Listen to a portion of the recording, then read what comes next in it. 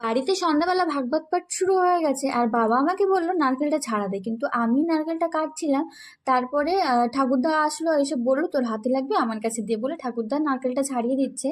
আর এখন প্রায় বাজে 7:30 মতো, দেখেছো সবাই সবাই বসে কিন্তু উঠানে বসে গান শুনছে বা ভাগবত পাঠ শুনছে, আর আমরাও শুনছিলাম এরকম বারান্দায় বসে। সমস্ত সবজি কাটছিলাম, শাক বাছছিলাম, পরের দিন খাওয়া দাওয়া আছে ওই জন্য, যে নিরামিষ এখন বেশিরভাগ সবজিগুলো কেটে রেখেছি। আবার রাতে খাওয়া দাওয়ার পরে কিন্তু সারা রাতই আমরা সবজি কেটে গুছিয়ে রাখবো, কারণ ভোর থেকে রান্না বান্না শুরু হয়ে যায়।